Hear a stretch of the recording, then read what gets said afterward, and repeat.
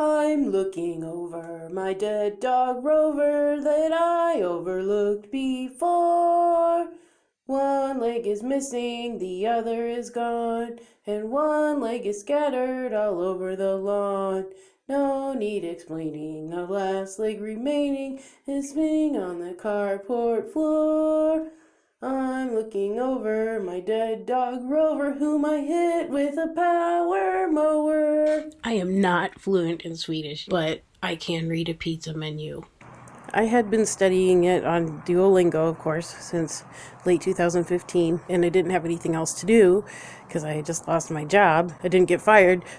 I let everyone know I didn't get fired by some miracle. I got laid off, not fired. Wasn't fired, but I didn't have a job, and I was, not doing anything, and that's actually how I met my husband.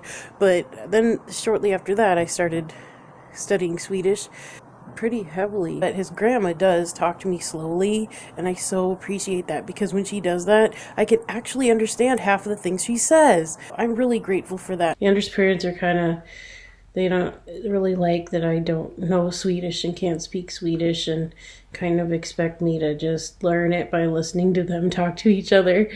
I can't really do that. I think they want to talk to me maybe, but they can't.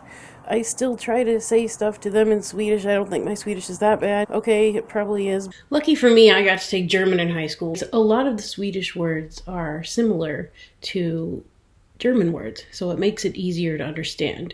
I've come a long way. I wouldn't have been able to catch anything like 2 years ago. I do like to study other languages. I took Portuguese in college, which was crazy of me. I don't know what I was thinking. It was so hard, and that teacher was an asshole. It was still kind of fun to learn it. I learned a lot of stuff I didn't know before, and about Brazil and such. Swedish doesn't have very much in common with Portuguese as it does with German. The one word that all those three languages share is bibliothek, which everybody probably knows it means library. In every language, it's that. Every language that I studied, Portuguese, German, and Swedish. Words like bibliothek makes it easier for me to remember words like utbildning, school, education in Swedish.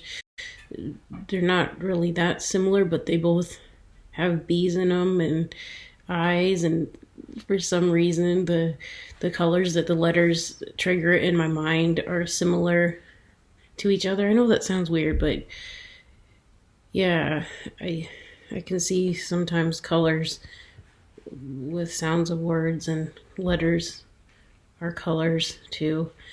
And I know that sounds weird, but that's how I remember a lot of these words. We're here to shopper for some shopper. We're sure to buy it to go shopping. That would make it easy to remember. If it didn't start with a K. Shopper.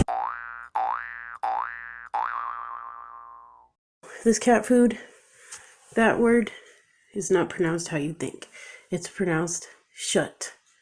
Shut is meat.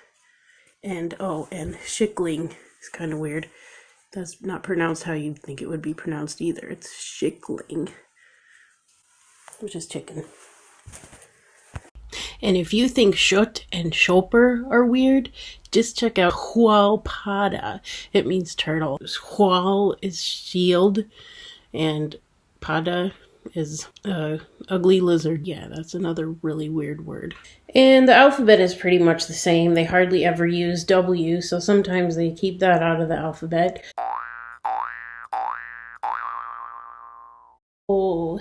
It's easy to remember which one that is because it's the A with the O over it. So it makes an O sound. And the A with the dots, that's the hardest one for me to remember. I think it's E. And then the O with the dots is the And then that's easy to remember. But the A with the dots, that's the hard one. That and the Y and the I and the O. Basically, all of them that give me trouble are vowels. Et and N. They're different articles, et and N. And the way you know which one to use is very difficult. They don't have a straight, oh, if the following starts with a vowel, then you use an, like we do. I tried to get this out of, well, half a dozen people. They just said, you just have to see what sounds better. Okay, that's not very reliable. The article, the, actually appears at the end of a word. It's like a suffix to the word. The cat, say caten, or also sometimes it can end in et, like hus for house. You'd say for the house, you'd say huset. One cool Swedish word is a word for all, which is hella. Like everybody says all the time, hella tita, like all the time, hella tita. And that's where hella came from.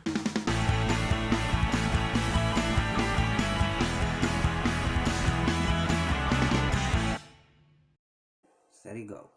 A, A, B, B, C, C, D, D, E, E, E, E, E, no, E, E, F, F, G, G, H, H, I, E, J, G, K, K, L, L, M, M, N, N, O, O, no, O, U, O, O, O, P, P, Q, Q, R, R, S, S, T, T, U, U, not O, U, U, U, U,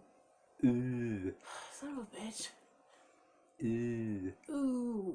U. Shut up! U. Ew. That was hard. V, V, W, W, X, X, Y, Y, Z, Z, O, O, Ä, Ä, Ö. Ö. Ö. Ö. Ö. Good? Almost.